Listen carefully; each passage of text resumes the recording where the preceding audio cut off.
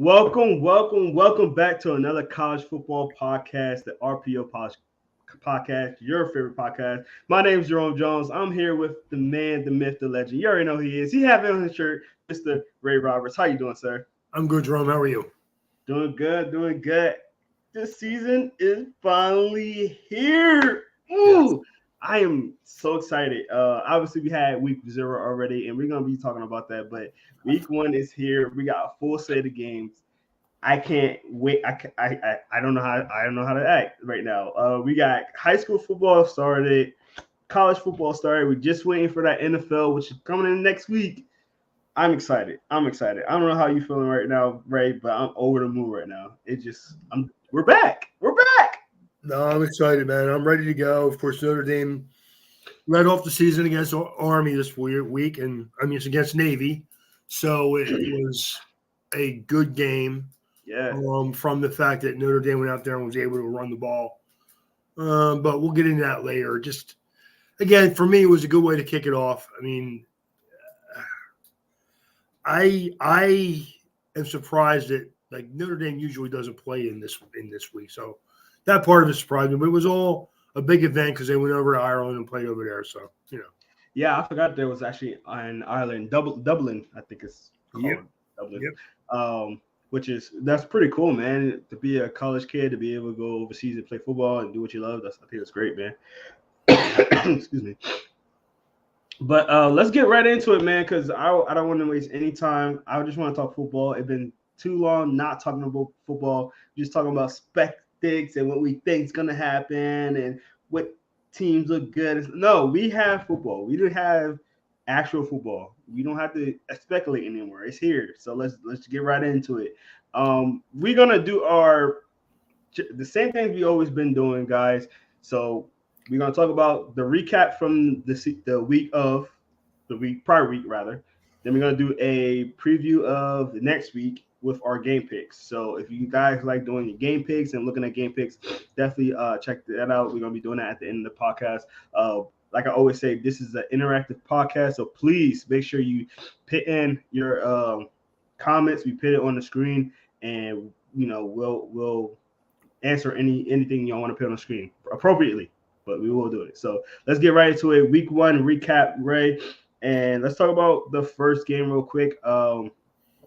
Again, this week wasn't the greatest games, wasn't the greatest teams. There's only a handful of games, so bear with us. But the first game we're going to talk about is Vandy versus Hawaii.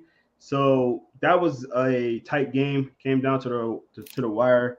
It was a 28-35 game. Hawaii came back a little bit at the end, but ultimately still losing to Vandy.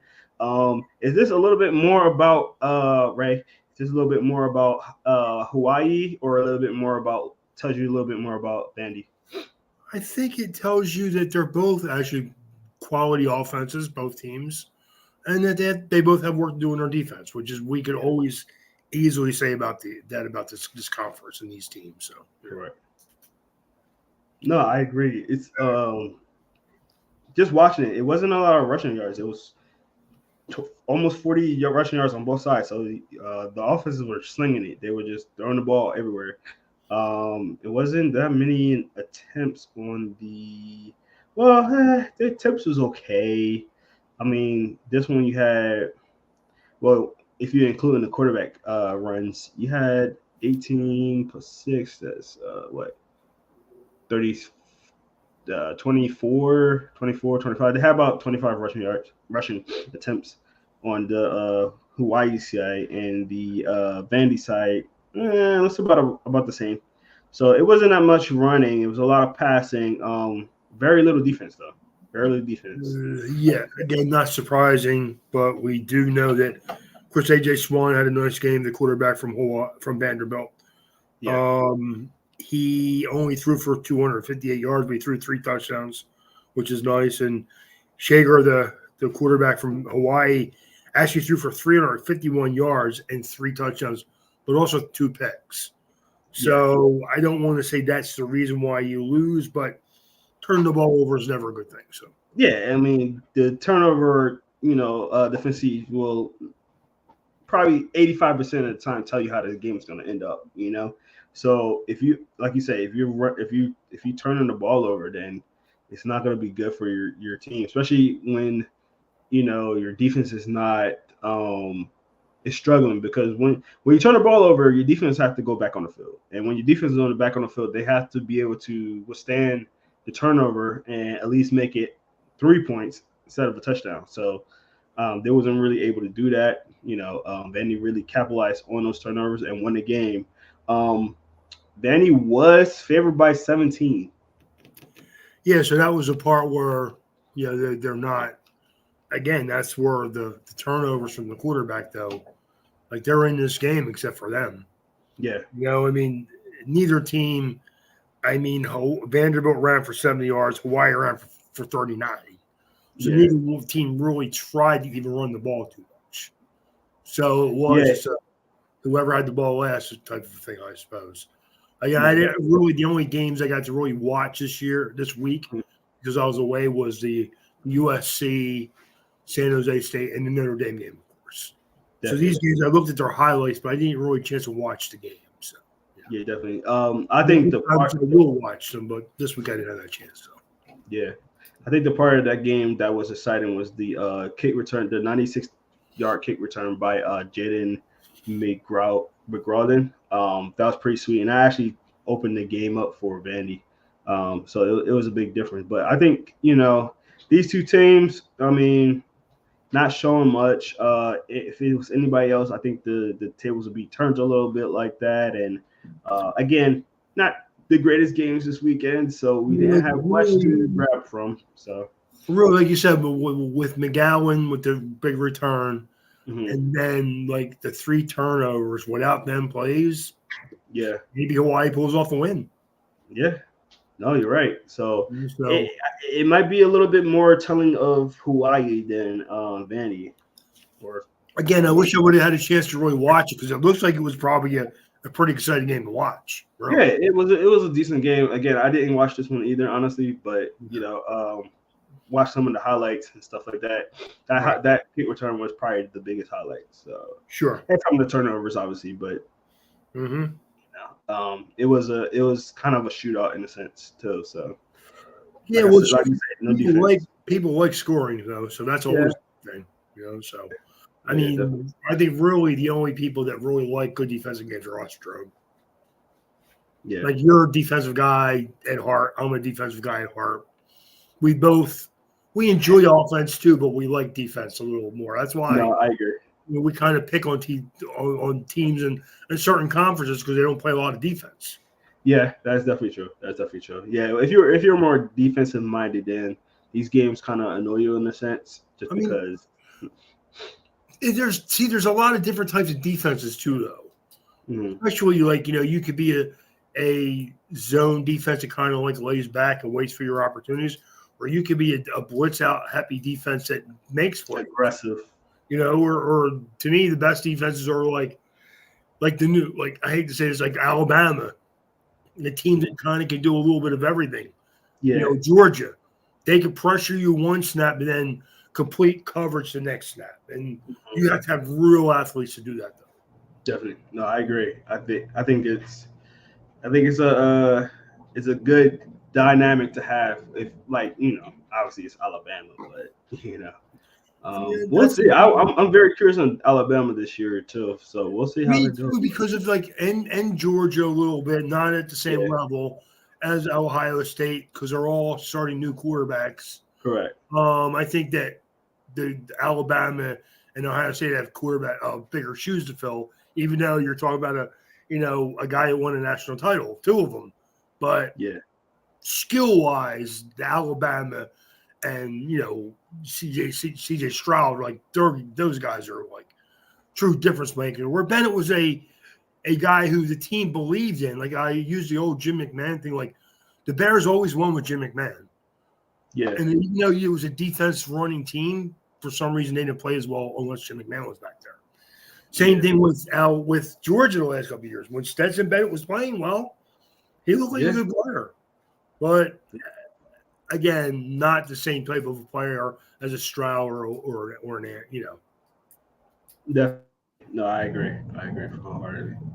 All right, let's go to our next game real quick, and that will be Jackson State versus UTEP. Now, another game, two small school games. This one was funny because UTEP was only favored by a point and a half, and Jacksonville State won it 17-14. So it was about what the line thought, you know, it would be a close game, kind of in a sense, kind of a pick'em game in a sense. Let's talk about it, Ray. What some highlights or something that kind of like stood out to you in this game? The fact that UTEP really they tried to throw the ball a little bit more, not much more, but a little more. And again, 2 picks. So you lose a game by 3. I mean, I hate to just blame one guy, but I mean Yeah. it's a really close game except for the 2 picks. So Yeah, and the fact that UTEP was like getting ran all over with. I mean, Jacksonville State was trying to throw the ball, but the quarterback was only 50% passing in the yeah, game. But they was getting ran all over, and that their defense really stepped up for them. So it's like, time of possession was a huge deal with that. Malik Jackson had a 76-yard touchdown in the game, and a couple of interceptions by um, Jacksonville State, like you were saying, made the difference. You can't you can't stop the run, then you're gonna get ran all over, and then if you throwing picks, you know, Jacksonville State for almost ran for almost 200 yards. So I definitely, mean, definitely, again, you keep the ball like that. You don't turn the ball over. Usually most of the time you win the game. So no, 100%, 100%. yeah, Our this is first, not a game I really got to watch a whole lot of. I did watch the highlights, but yeah, again, the bad thing about this game there was not a lot of highlights either. not yeah, that was the biggest thing. So So we got our first commenter in here, and that would be Mr. Remy. What's going on, Remy? It's been a while. He says Week Zero is such a teaser. It is that's a such a teaser. great way of describing it. He said, "I'm ready for the real thing." I think we all are, Remy. We Agreed. are all ready for the real thing, for real. That is definitely a great way to describe it. It is a teaser. It is a little something to get you kind of like, okay, we're here. It's the same thing with preseason NFL. Like you get the preseason games, you get excited. Your favorite players play for like a quarter, and then that's it. And then you like, who the heck are the rest of these guys? Like, I mean, I know who they are, but like most people don't. So it's like, okay, we're done with this. So, Well, that's the um, one thing I know about Remy. He is a huge college football fan, and right. I speak to him. We don't always agree on everything, but he does know he does know college football. So No, he definitely do. He definitely do. It's one of our regulars here. So yep. Remy, we always appreciate you coming on and checking us out, man. As always, been here for a few years, man. Few years. So we definitely do appreciate you being on here. But yeah, just the Jacksonville State UTEP game was about what you would think about it. Obviously, FBS debate of a game, and didn't move the needle for anybody.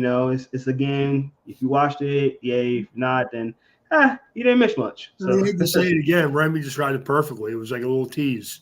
yeah, it Here, was. these are the hors d'oeuvres until the main course comes next week. No, even with some of the bigger name teams, the two teams that did play this weekend, we'll talk about it. It wasn't. It was not even a close matchup. So, and we'll talk about it in a second. But let's get to our next game real quick, and that will be uh, La Tech versus you. Sorry, FIU. So I don't have that up yet. So let me grab that real quick. But Ray, what's your thoughts on that one?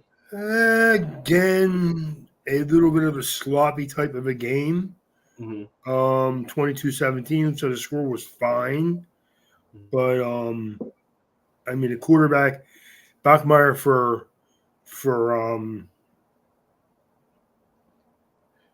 There's one glaring thing I'm kind of hoping you say right now. It's one glaring stat right now. I mean he had a great throwing the ball, he did a great job. He threw for 333 yards. Both quarterbacks had a pick. James for FIU threw the ball 14 times. And how many yards did he get? And he had 4 yards. I'm waiting. Look, Ray, I was waiting for you to see that stat. I was like, what's going on, Ray? Like, are you missing this? I just don't. I mean, I was giving you the layup, Ray. I was like, I was waiting for that ball to come down. I'm glad I didn't watch that game because that looks like unwatchable, to be honest with you. When I mean, Buccaneers throws for 333 yards and only wins by 4 or 5 points against a team that threw the ball 14 times and gained 4 yards. I mean, right. When you talk about sloppy, this is sloppy. It was sloppy. I mean, I'm telling you. You know what this was? You know them little crackers you throw in the soup? That's what that game was. Dude, it was gross. It was bad, man. Like, wow. Yeah, I was wondering when you was gonna notice that. Like, it was funny because, like, if you look at the stats, you'd be like, okay, how was it only 22 points scored? Wow. And then if you really watch the game, it's like, okay, like they were very sloppy. It was a lot of sloppiness, man. We had fumbles, we had interceptions. You know, it looked, again, on paper, if you just look at, La Tech numbers, you'd be like, oh wow, they had a really good game. 446 yards altogether, 333 yards passing, and then you're like 22 points against 17 when the other team only had 4 passing yards. Wow, it's very confusing when you look at the other side of the spectrum. It's very confusing. So, well, I mean, here's the thing, though, Jerome. If you look at FIU stats, they ran the ball for 170 yards. Yeah, 2 touchdowns. So they tried to keep the ball away from the other quarterback, and we did a reasonably good job of that. They probably, I don't see time. I'm looking for time of possession. I bet you they held big time of possession. They just didn't have enough to score. I mean, you can't throw the ball 14 times for 5 yards. I mean, for 4 yards and expect to really score a lot of points. I'm surprised they scored that many points, but I'm not because they ran the ball very well. Yeah. I'm gonna look. I think I could find the time of possessions on here. Maybe not. One more thing here. Maybe not. Interesting. I don't see it on here, but I'm pretty sure. Let's see. Yeah, I don't see the time of possessions. Sorry, guys. I wish I could find it somewhere. I'll keep looking around, but yeah, dude, it had to be really bad. Because you know what's funny though, dude? The crazy thing is, Louisiana Tech held time of possession too. They had the ball for them 38 minutes, and FIU only had it for 21 minutes. Wow. Huh? Now I'm kind of curious. Like, I'm gonna have to go revisit this game. I'm gonna have to go back and watch some of this game now. No, for real. How do you throw the ball for 300 yards, have an almost 2-1 time of possession, and only score 22 points? And then, like, in my mind, I'll be like, oh wow, there must have been a lot of turnovers. Like, it's only like I think La Tech had 1, maybe 2 turnovers, and then FIU actually had a few. I think they had like 4 or 5, I think, something like that. Actually, FIU had no fumbles. They had the 1 pick. Yeah, FIU didn't turn over. It was La Tech. Louisiana Tech fumble, 1 fumble loss. Yeah. 1 interception thrown. So wow, huh? Yeah. Okay, I gotta watch that one now. I gotta watch. I have to watch some of it because everything tells you the Louisiana Tech should have blown them out. Yeah. Everything but that number. Everything except for the score. Yeah. Now, if the quarterback threw 2 or 3 picks and they fumbled twice, then they go, okay, well, that's what happened. Yeah. They didn't score because they lost. Or like what you're saying, Ray, like the time of possession, they wasn't throwing it much. It was a lot of running. Like, even the rushing yards, they only had, 170? 178? Yeah. I mean, and honestly, both teams had 5 penalties. So that part of it was fairly clean for the first game of the year. Only have 5 penalties. That's pretty good, actually. Yeah, it is. That one, that's blowing my mind. That's the wrong line. I got Real weird, man. we gotta rewatch that one, Ray. We gotta watch that one. I mean, yeah, Louisiana Tech 447 total yards compared to 182. Yeah. Rushing yards, no, okay. FIU did have 178 rushing yards to 100 compared to 114. But that's why you would think, okay, what time of possession they must have dominated, but they didn't. I don't know. That something's weird about that. Something's off. It sounds like maybe, you know what happened to Jerome? Probably, again, we didn't watch the game. There must have been a lot of drives where Louisiana Tech went for it on fourth down and didn't get it. That's possible. That's definitely possible. You know what I mean? Like they were close. Do that changeover on downs. That's not on here.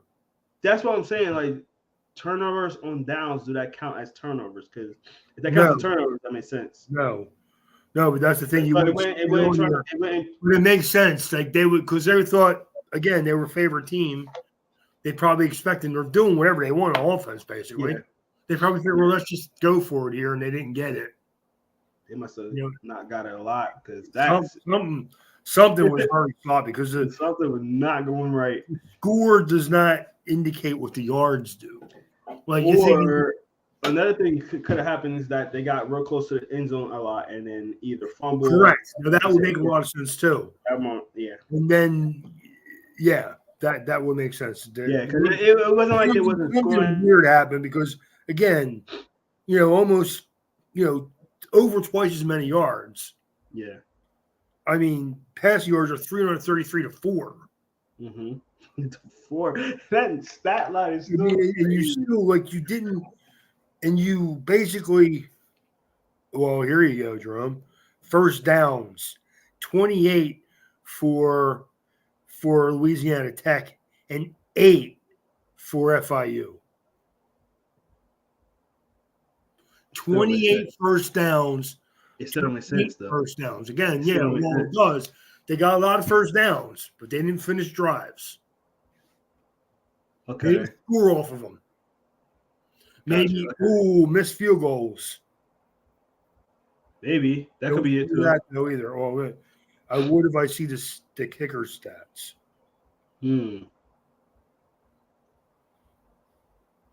That makes more sense, though. That do. Interesting. Very interesting. I'm so curious on this game now. I gotta watch the replay. I got to. Yeah, this is very weird. Because this team, I mean, you know what? FIU played a really good game. They just didn't do enough throwing the ball to actually win the game, basically. Yeah. Yeah, we talked about the other team having a 50% passing rate. This guy had nothing. That was bad. All right, let's get to our next game real quick, Ray. 2 missed field goals, though. Yeah. Okay. You miss a couple field goals. Yeah. Points. Couple turnovers. Turnover. Fumble. Okay, it's kind of adding up now. Obviously, it was a sloppy game. It's kind of adding up now. Yeah. Very sloppy game. Sloppy game for sure.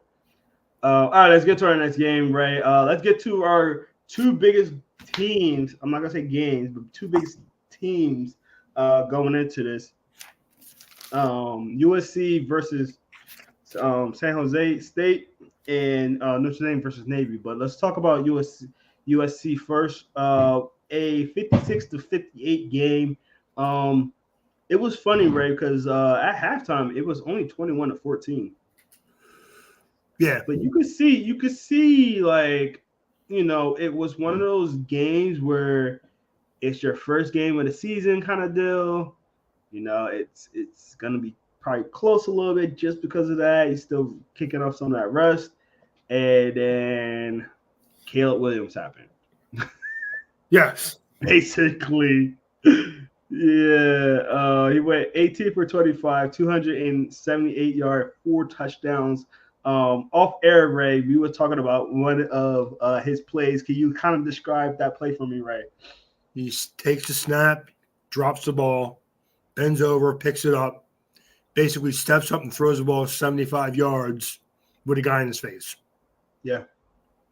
pretty much. I mean, We he were basically he kind of just like flicked his wrist. You weren't even sure he got his arm all the way around because the guy was right there.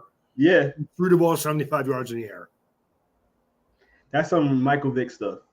I mean, again, like we were talking about before, he's going to keep them in every game. He's going to win most of them. I don't want to get too far ahead of myself. I don't see USC's defense is good enough to really make a whole lot of noise outside of the Pac-12. Yeah, But they're going to make a lot of noise in that conference for sure. correct. You know. Yeah, I agree. Obviously playing a San Jose State team, it wasn't even supposed to be as close as it was at halftime, but you could really like I say, it's week 0.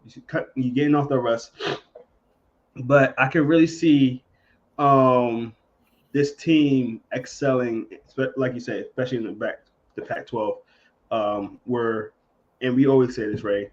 Defense is not a real big thing in the Pac-12. So with a guy like Caleb Williams, and we were saying it off air, right?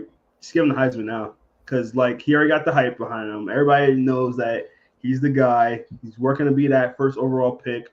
He's already kind of, I'm gonna say, not penciled in, but a little bit of like, permanent pen. Like you can erase it still a little bit, like the erasable pens. There you go. Remember those, right, back in the day, the erasable pens?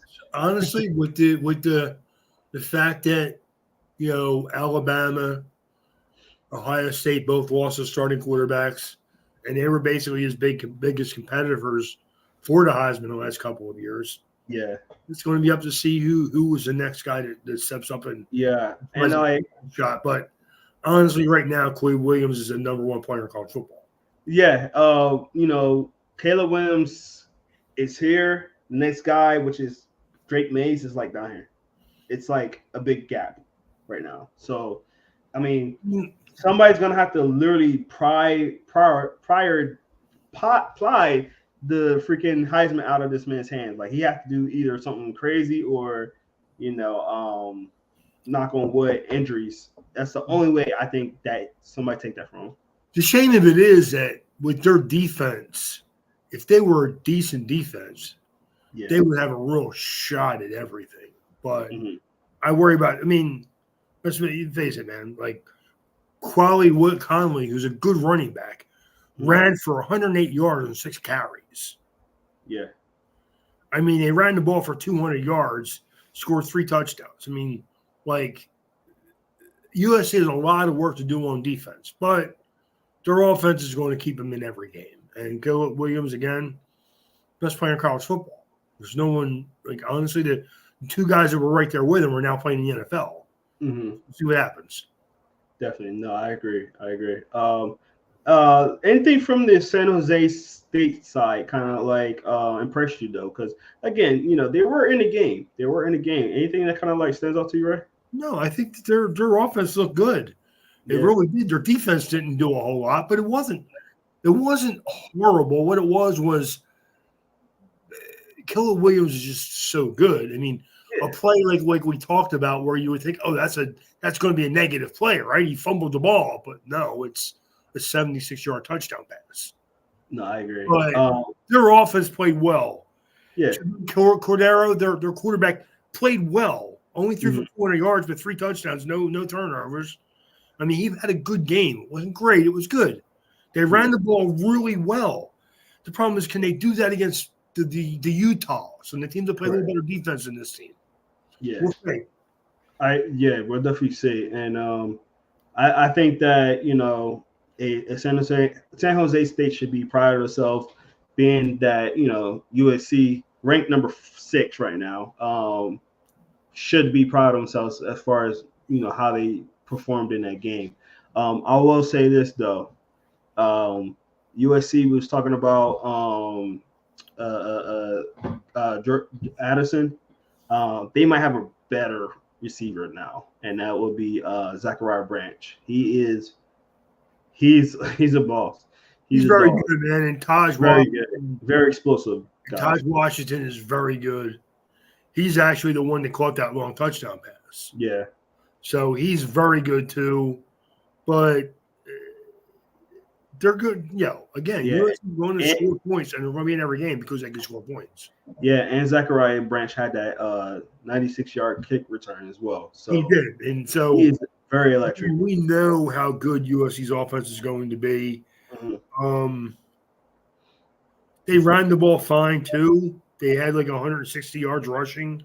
They scored 2 touchdowns or 3 touchdowns on the ground. So they did a little bit of everything, and they did everything pretty well except Yeah. for play any defense. Hmm. Yeah. Yeah. I mean, we'll see though, man. I mean, we always talk about it, so we'll see how it goes. Man, it's the first game of the year.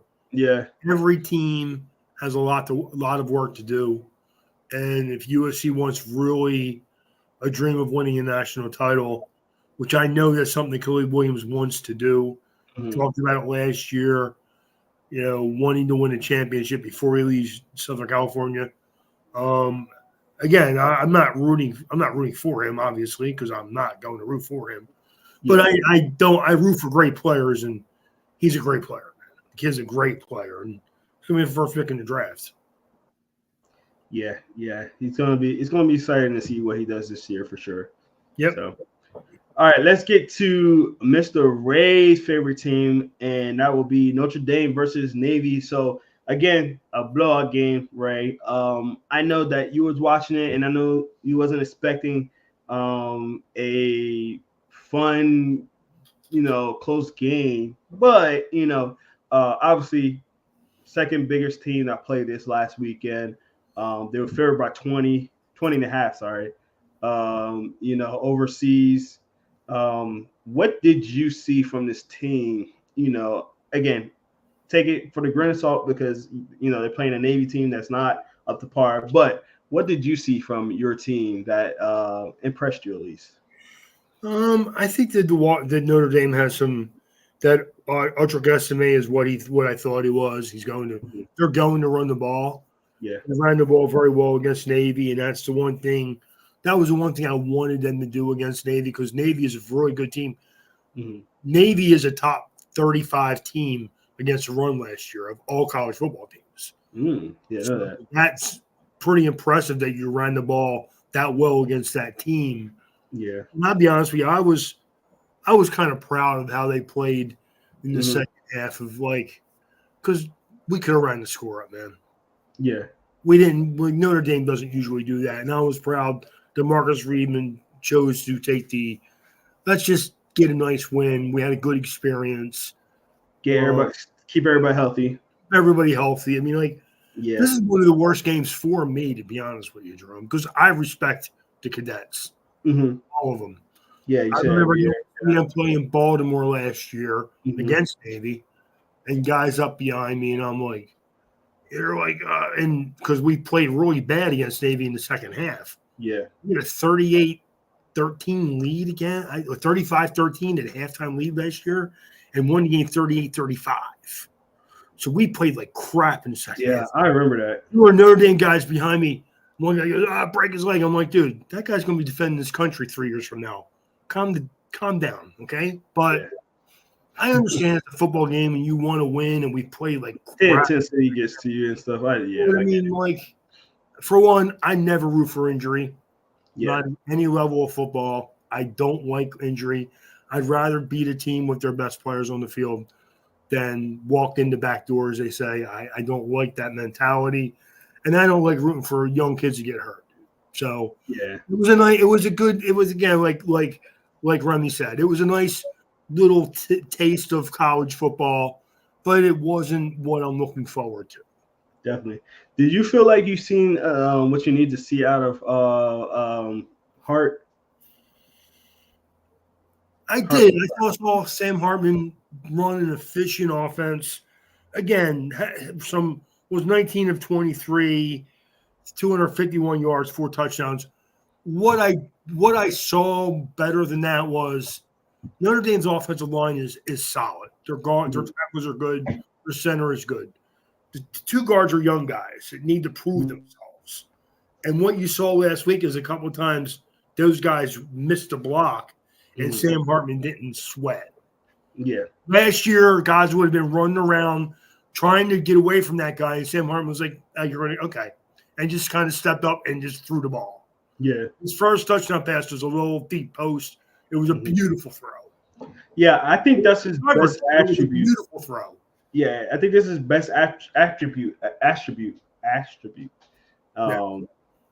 is that he can maneuver in the pocket very well, and that don't necessarily mean scrambling out and everything like that. He can do that as well, but like I think he's very slippery in the pocket, which allows your offensive lineman time up there that normally they wouldn't be as good or be able to hold the block as long. A guy that can elude some guys helps out the offensive line a lot. So here's the one thing I need to see improved though. The whole question was who's going to be their go-to receiver because Michael Merrill was their guy last year and he's a tight end. Yeah. Now I think part of that was that people always say, well, Notre Dame doesn't get. I think Jaden Grayhouse, Jaden Thomas, and Deion Colsey are good football players. I think they all add a little bit different to the wide receiver room. Mm-hmm. I think last year the receivers were not as much of a problem as people think. The offensive line was a little bit of a problem last year. It was. Yeah. But again, it was quarterbacks leaving the pocket too early sometimes. I was about to say the quarterback play was a little. And I think with a little bit improve of an offensive line play and a way more experience, I mean, Sam Hartman's seen everything in college football. So yeah, I think he's going to just respond a little differently to what's going on around him and not sweat as much as the young. And yeah, man. And I'm not killing like Tyler Buckner or whoever else played at Notre Dame last year. They were young kids that weren't really given a great chance to develop. And, when you have Michael Mayer and he's open in the middle of the field, I'd look for him too. Definitely. But it didn't really do a whole lot to help the quarterback. I mean, wide receivers developed last year. I think with Sam Hartman, you're going to see that. You're going to see these wide receivers are not that bad of players, and they're going to develop, and he's going to help develop them and look forward to the next couple of years because we have young quarterbacks that are talented football players coming in after Hartman too, which is an encouraging thing for Notre Dame. So, no, 100%, yeah. I think that you guys play Tennessee State next week too. Another not great team, but if Sam Hartman can do exactly what he did with Notre Dame, he can really build up that confidence and become a player to help you guys on the long run for sure. Chris says Notre Dame a playoff team this year. What do you think, Ray? I think there's a shot. I mean, I have people telling me it feels different in Notre Dame, and I hear some of that, and I see some of it. I think with the idea of Ohio State, Alabama, and Georgia all starting new teams, it kind of leaves it wide open. Like I told you 2 weeks ago with Michigan, Jerome, we're in it this year. Mm-hmm. I truly believe we are. We actually have a real shot to win because I honestly, when's the last time Notre Dame had a better quarterback than Alabama or Ohio State? That's true. It's true. In a long time, man. Yeah. I think Hartman is going to be your X factor. And it's not saying that Hartman is going to need to be superhero or like a Anthony Richardson and put the team on his back kind of deal and, be super athletic and throw the ball down the field. But, a guy that is a little bit better than which I've been having the last couple of years, a guy that can, like we said, it's very slippery in the pocket. Notre Dame always had a really good defense. They always had a good running game. You got a couple of guys in the running game right now. Obviously you still have to really hone out who's going to be your number one guy as far as receiving wise. But I mean, it always comes down to like, how's your quarterback going to respond in times like that? If you have a team that's quarterback centric, then you need a Caleb Williams or a Drake Mays. But like if your team is kind of like how Notre Dame is, where you got a really good defense, you got a really good running game, the philosophy fits what the quarterback does, and I really wholeheartedly think this is like the perfect spot for Sam Hartman to be at. So I think there's an outside chance. I really do think there's an outside chance that y'all make the playoffs this year. Funny thing is, last I year, don't like no either the saying that. funny years with the quarterbacks last year is that they would crowd the line of scrimmage and stop Notre Dame's run game, or at least try to. Mm-hmm. And that's why when they ran the ball so well against Clemson, it turned into like a really good game for him, where the quarterback actually looked efficient Yeah. because they were so afraid of the running game in that game. But what you saw last year was if you shut down Notre Dame's off run game and crowd the line of scrimmage, the quarterback wasn't able to make plays. Yeah. He had to, and I'm not saying again, I like Tyler Buckner. I think he's a good athlete. Him getting hurt kind of hurt us a little bit too last year because I think him making plays with his legs could have helped us a little bit, even with the run game last year. But Definitely. that wasn't there. And if you remember like 3 years ago when Ian Book was there, and Ian Book was a good college player, but his Eagles just second cut him, by the way. was that. So Eagles just cut him, by the way. Well, I would tell him the same thing I would tell anybody else. When Ian Book is a quarterback, half the field is lost because he cannot read defenses. Yeah.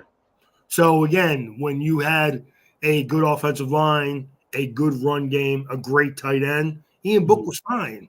Yeah. But now I would love to see what that offense would look like with Sam Hartman. Yeah. Ooh, dude, that offense would have been crazy.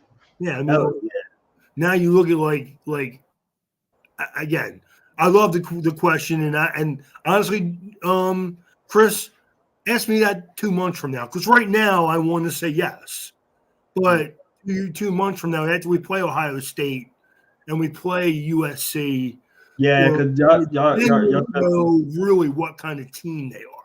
Yeah, you got kind of the schedule for sure. We have an easy schedule. We have 3 tough games. 3 tough games, yeah. We have Ohio State. But those games could be the difference. No. We have that. We play Ohio State, we play Clemson, and we play USC. Those 3 games will decide what kind of team Notre Dame is this year. Yep, I agree.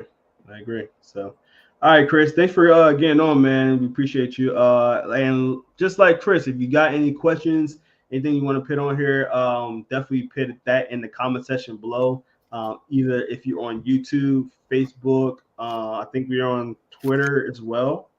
So shout out to Twitter. I don't know if you can put a comment on Twitter, but if you're on Twitter right now, watching from Twitter, go to our YouTube channel. It's the best way to put your comments in and interact with us, man. We love this. All right, let's get to our game picks. So our week 1 previews and game picks. So like every year, me and Ray does our game picks, and Ray's a little smiling right now because I won last year, so this is gonna be our 3rd year doing it. So this is gonna be a tiebreaker. I'm excited to see how this goes because we were neck and neck all last year. It was very close, so it was some good analyses from last year, and I'm very curious. I always kind of start off slow anyway, so it's harder to predict games earlier in the year. Yeah. So again, I'm waiting to a month or a month and a half from now to play a good team for Notre Dame. So, yeah, I mean, it's funny. They play like really weak teams at the beginning of the season. I'm just not used to that. Yeah. So we're gonna go get to it, and as always, we handpick these games. It's based on the teams that are actually playing. It's based on the line, based on game excitement kind of deal. So that's how I kind of put this together. Not every game's going to be exactly what we think. Sometimes the line is going to move sometimes because I do this. I give the games to Ray on Monday, usually. Typically try to give them on Monday. So the lines do move between now and then, even before game time. It does move. So take that with a grain of salt. We kind of using this as we go on our podcast. We do our podcast every Wednesday. So midweek kind of deal. So like I said, always keep that in mind. But first game we're going to get to is UCLA versus Coastal Carolina. Now, I know a lot of you probably like, oh, this is a blowout. Like, I don't think it's going to be a blowout. I mean, Coastal Carolina definitely have a new coach coming in. UCLA looked like there was going last year. They do have a 14 and a half favorite, and they are home. Ray, who's winning? You said I was going to win. Are they going to win by 14 and a half is the question. I would say no, but they're going to Yeah, win. yeah. I think I'm in the same boat. I think the same way. I think they will win.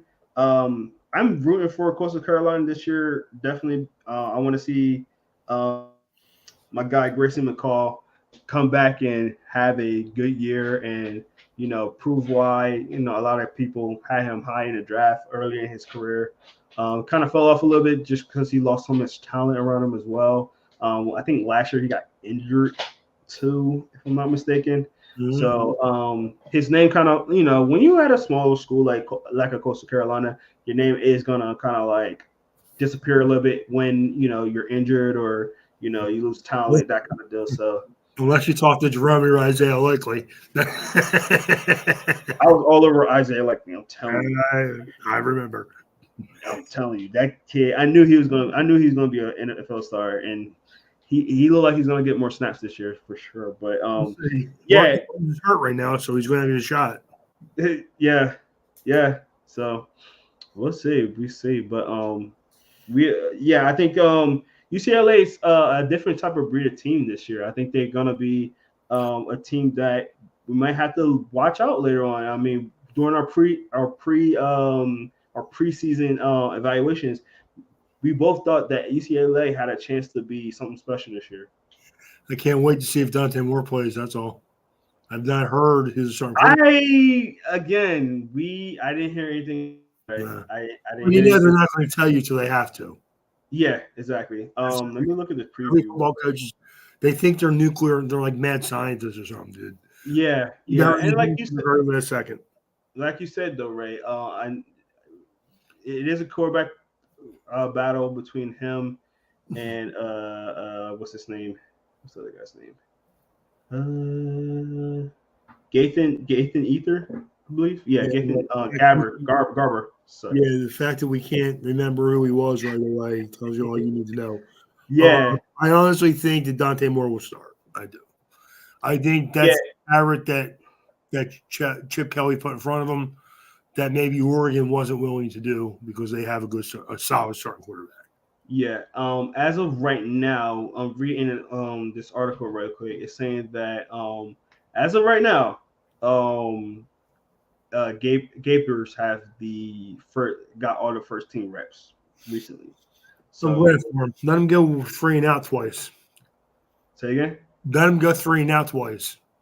Yeah, yeah. I know how Chip Kelly operates too. Like being an Eagles fan, as Eagles fans The know one how thing he I will operates. say is Chip Kelly will run the ball. He'll commit to the run game. So he is a coach that if I were a quarterback, I wouldn't mind playing in the system. It's a Yeah, little wide open sometimes, and you get free rushes at the quarterback at times. That's why I think even with that, it screams Dante Moore should play, man. The kid can move. He's not really a runner. He's a little bit like C.J. Stroud, and he would move in the pocket real well. He's not necessarily a runner. yeah. I think a guy like that can move and throw the ball that way, man, I want to see him play. I do. No, I do too. I do too. I got to see him play in person a couple of times. Yeah. So I think I do like him. I really do think he's a good, like you said, not gonna run a ton, but he's gonna be able to get out of pocket and get out of dodge. So Yeah. we'll see how that goes. All right, let's go to our next game. I'm gonna do Nebraska versus Minnesota. So Minnesota is favored by 7, and they are home. Who you got, Ray? I'm going to take Minnesota. I don't think Nebraska is very good. I don't think Minnesota's a world beater either this year, Mm-hmm. but I think they're a little better than Nebraska, and they are favored by 7. I'll take Minnesota. Yeah, I'm Minnesota too. Obviously the bad news with Eric Gilbert, their tight end from Nebraska getting arrested, and I'm not gonna go too much into that, but not have him on a team was gonna hurt, especially this close in the season. I had no idea what he was thinking, but Yeah, he's not going to be playing. So I'm going to take Minnesota based on that. I don't think I was going to take even before that. I don't think I was going to. It's going to be close for me. I mean, Minnesota is home. That helps out. And I think that line might be it's kind of on par, but it's kind of high in a sense too. But I think that it's always going to be a close game. I really truly think that, but not having your playmaker right there this close to the game, their first game, I think it's going to be a big bummer to Nebraska. I always want their coach to play well. Forget his name right now, former Panthers coach, but yeah, I just think Nebraska's not there yet. I think they had a good recruiting year, but I just think they're not there as far as what they have in the roster yet. No, we know it's going to take them a while to get the program back on track. Yeah, I'm a fan of the coach too. Well, we'll see. I thought he was tailor-made to be a college coach anyways, I think he'll do a good job when it's all said and done. 100%. He has a lot of work to do. So yeah, I agree. Let's get to our next game. Louisville versus Georgia Tech. So Georgia Tech is at home. It's actually going to be played in the Mercedes-Benz Stadium, which is obviously the Falcons Stadium. So Georgia Tech's considered home. Technically, it is home. But Louisville is favored by 7.5. Who taking, Ray? I'm taking Louisville. Yeah, this might be an easy one for me too. I might be taking Louisville as well. I think that Georgia Tech is there, and I'm trying to actually go to this game by the way. But Friday, we'll see. But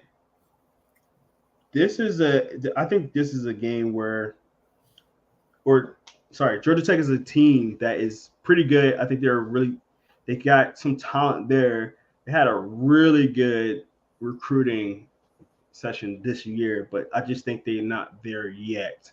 They keep getting transfers out of there. Their best players are usually the transfers. Obviously, Gibbs 2 years ago. So when they do have good players, they usually transfer out to get to better programs, which I think is their ultimate problem the last couple of years. But I think that they're a solid team, but I just think Louisville has a better roster right now. It's a problem that the NCAA created, so they're probably fine. I figured that was a devious smirk you had. I go back and forth with people about this all the time, man. Jerome, I don't want to get too deep into it because I'm driving myself crazy at this point, to be honest with you. They're not looking 5-10 years down the road, neither, dude. They're looking at it right now thinking, oh, yeah, it's a minor problem. Okay. All right. A minor problem. Okay. Think about this, though. I heard this on another podcast. I forget who it was. You're an SEC team. A Division II, Division III team. You take this kid. No one else has recruited him, but you have. Maybe some other SEC team or other, Division II or Division III teams that haven't been recruiting him too. But none of the bigger schools. So you take this kid and you build him up, you give him confidence, you get him nutrition, you turn him into a good player. Then once you do have to reward you for that, what do you think he's going to do? Yeah. All right. So is it eventually going to be where these other teams will be like, well, why recruit this kid if he's going to come here for a year and then just use us? Yeah. Again, it just feeds into the rich getting richer and the poor getting poorer. Whatever, man. I'm not going to be around 20 years from now, so it's not going to affect me that much. Hey, don't say that. You'll be around. Okay. But I'm trying to look long term, man. Yeah. It's like free agency in football. The concept was great, and the guys did need to be paid more money. They did, because the owners were just like treating them like they were like paid hands instead of important employees. I get it. Yeah. The money is getting way out of hand. Yeah. Way out of hand. And the discrepancy of, I hear people talk about running backs now. Man, they need to do something for running backs. These poor guys. No, the whole league needs to look at the salary structure of the league and decide, yo, man, yeah, they're running backs and they're not as valuable as they used to be, but they still need to get paid. Yeah, You can't give them like 2% of 100% of your salary, can you? it's insane. So I don't feel sorry In the for. most injury-prone position at that, like you I gotta mean, I carry these don't guys. feel sorry for like I rephrase that. I feel sorry for the running backs. I do because, but you know what people think? They think, okay, well, there's a lot of other people right now that aren't getting paid the like they used to do. Eventually, we're all going to be served by some robot, and waitresses and waiters will be done too, right? So No, who cares, right? can't make that happen, guys. Why? Watch, watch.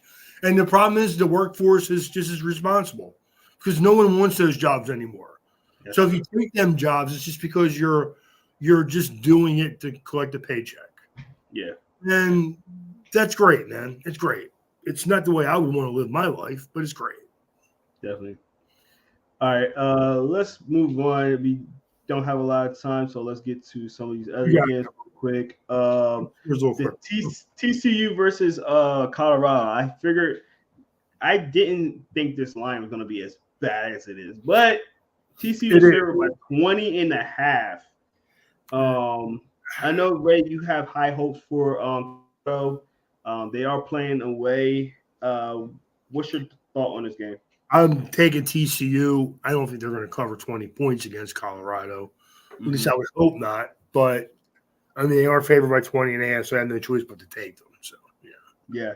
Um, Yeah, I disagree with the line. I am gonna go TCU as well. They are the more experienced team, and I think that's really honestly what it is for me. I mean, this is the game I'm very intrigued to see how Colorado puts it together, and things like that. I think they're a better organization at the moment because they got a good head coach, they got good talent on the team. It's just so young right now that we don't know. Where we got a TCU team who's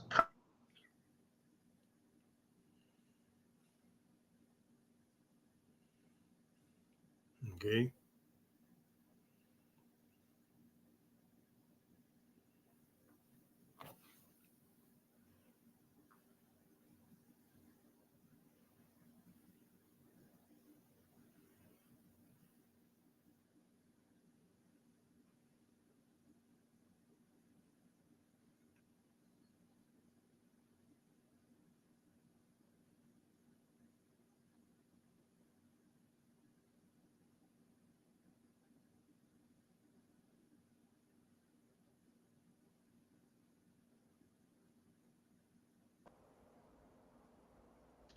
Ray, can you hear me?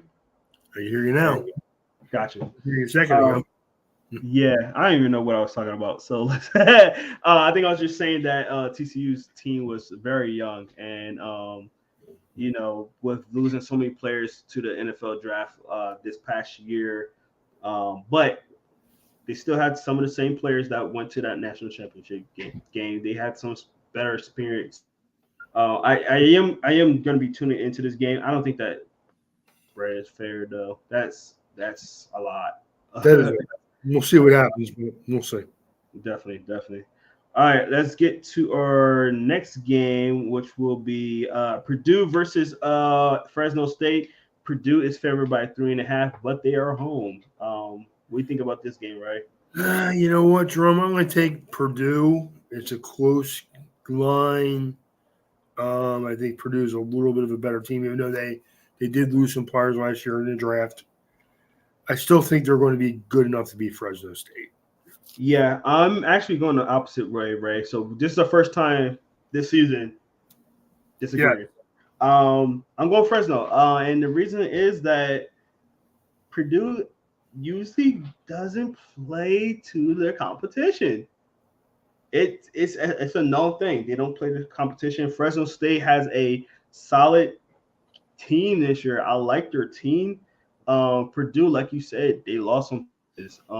And I think it was some of their best pieces that they really need to be in there. Um, I'm going to give it to Fresno State. Yeah, they're going to be away. But I don't think that's gonna do much for Fresno State. I'm taking Fresno State in this one. I I got just want to be opposite today. you. Definitely. All right, let's get to our next one, which is who we got. Who we got. Let's do Washington versus Boise State. Washington is at home. They're ranked number 10. That's actually I wasn't. I'm surprised that ranking, but they are ranked number 10. They had a solid year last year. They're favored by 14 at home versus State. Who you taking?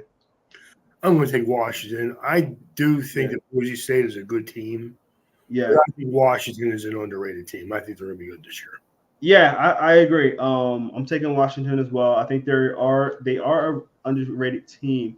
Um, the line I don't like it too much.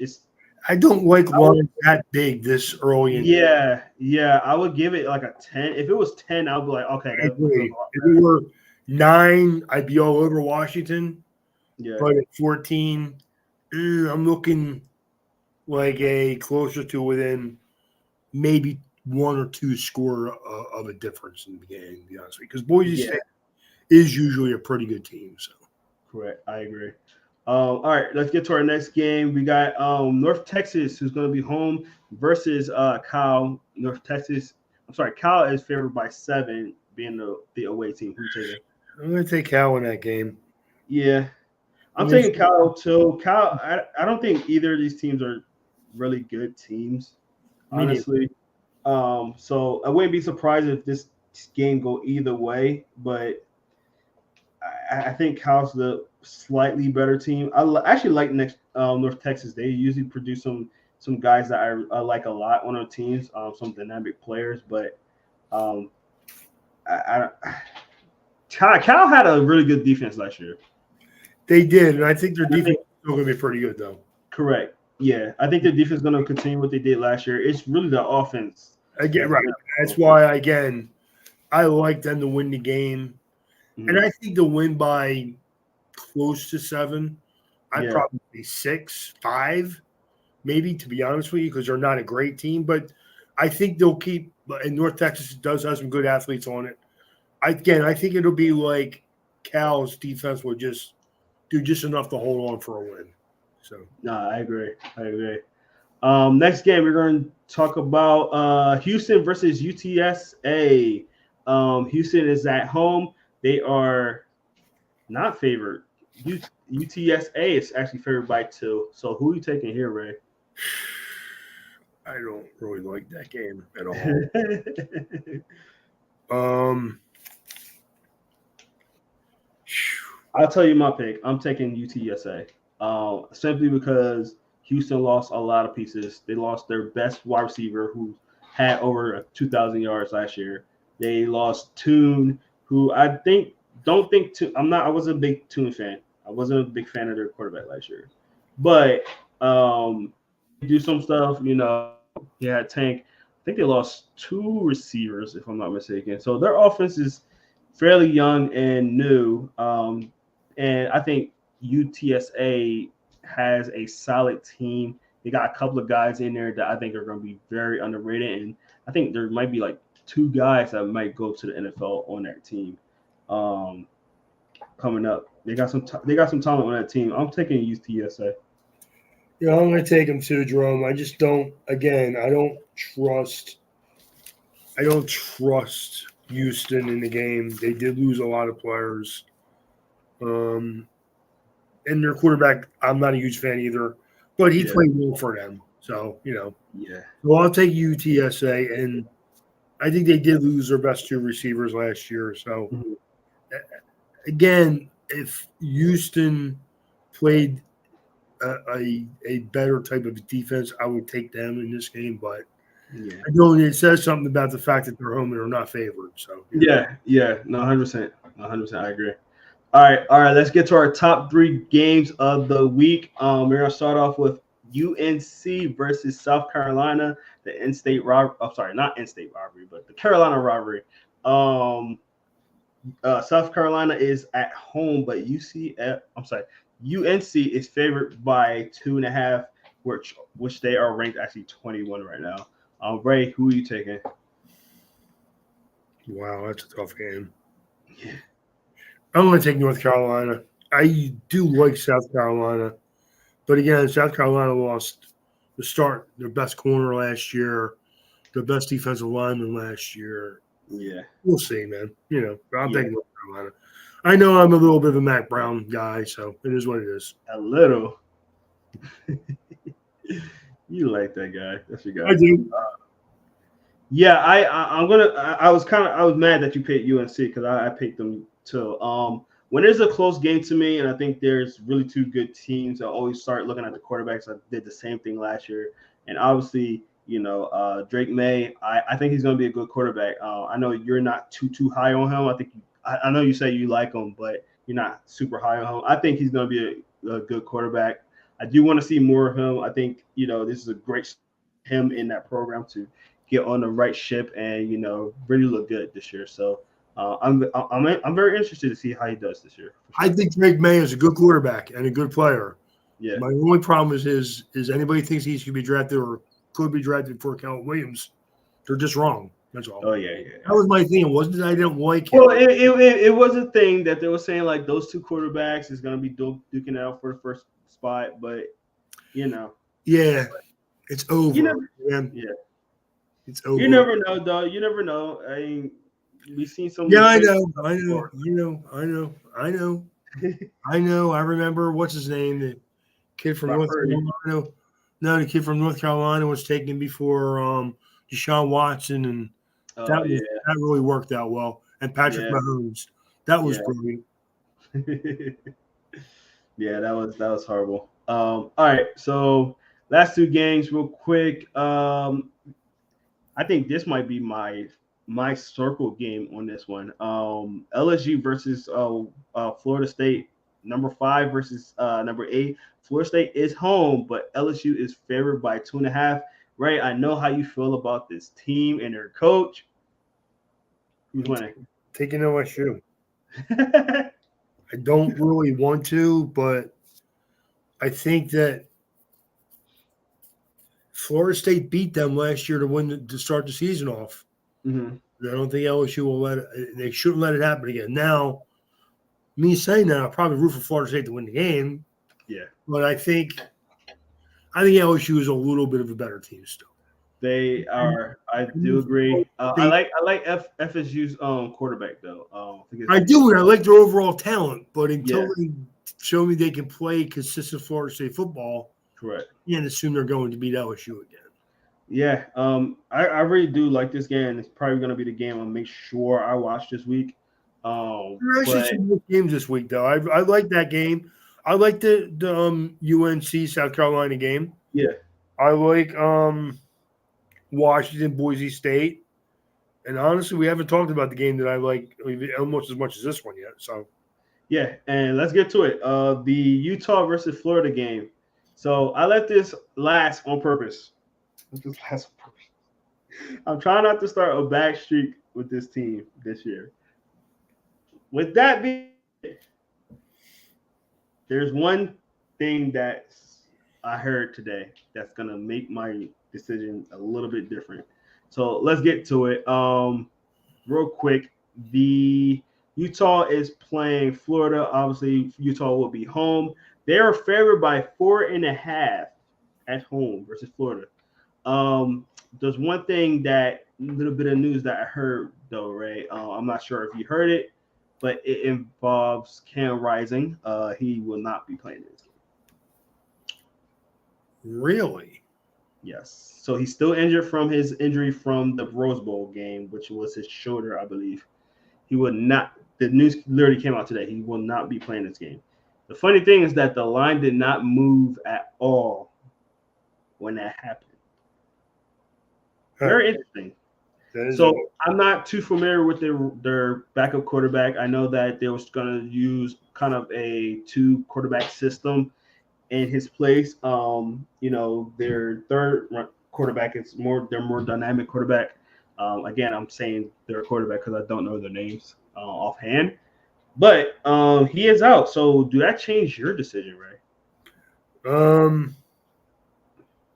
it probably should, right? The line did Ray. Well, I think that's the weirdest part about it. I'm going to take Utah because they have a better defense. Okay. Okay.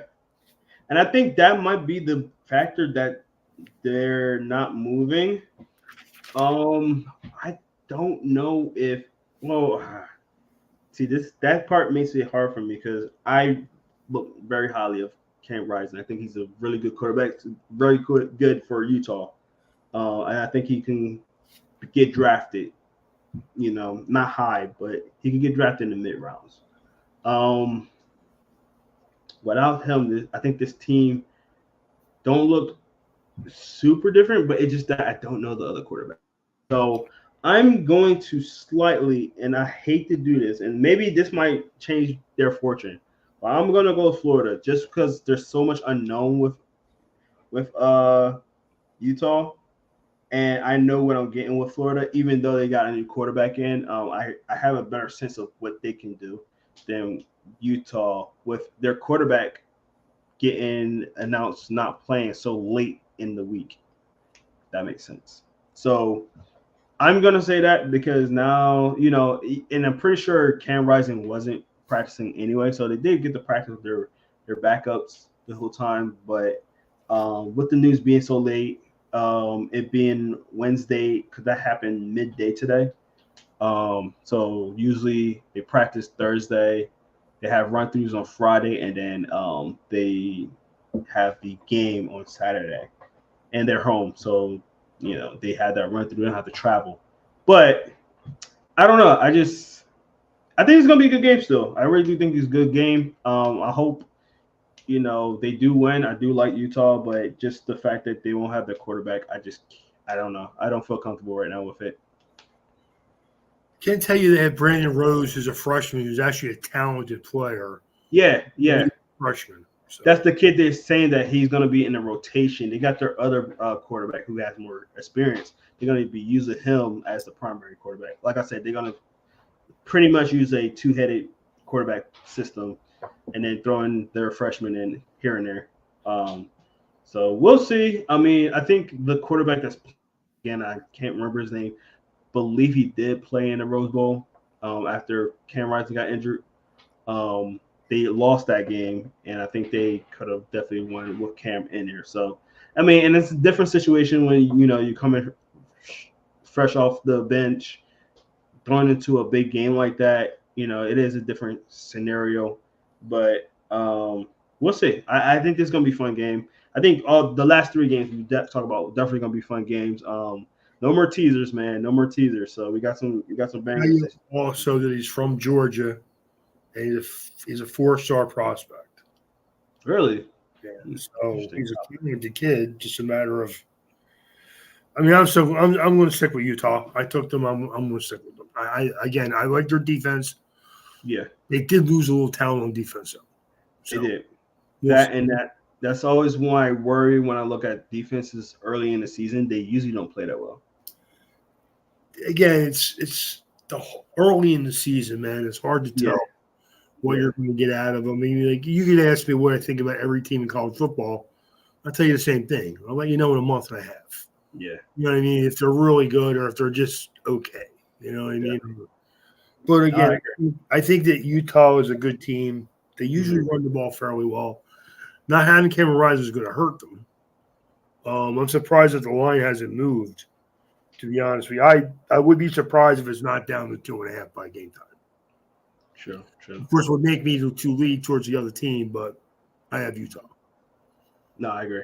Well, that's going to do it for us today, guys. Thank you guys for getting on with us. Hope y'all enjoyed this I can't even say preseason because we had a week before, but it felt like a preseason game. So we have a week 1. I hate the week 0 thing. It just always throws me off. The week 0 thing just totally throws me off. I don't understand why it can't just be week 1 and then go from there. Yeah. Why does it have to be week 0? I don't know. I guess because it's less games. I don't know. Yes, I don't know. Week 1 and everybody else has buys. Come on, guys. You don't understand the whole reason for the week 0 thing. I don't get it either. But it is what it is, man. But again, when you talk about the fact that all football is starting up soon, So I had my first fantasy draft last night, and we'll see how I get. Ooh. Wonder how you did. I wonder how you did. Our Inside the Hashes fantasy draft will be Sunday, just so you guys know. So we will be live on YouTube, Facebook, and Twitter. Just as always, we'll have that live for you to see. So if y'all want to come back and watch that, definitely go check that out. It will be myself. It will be Ray. It'll be Chris in here. We'll have Luke Winstall. We had him on as a host one time before, so he's our guy that used to work at ESPN. Who else do you guys probably know?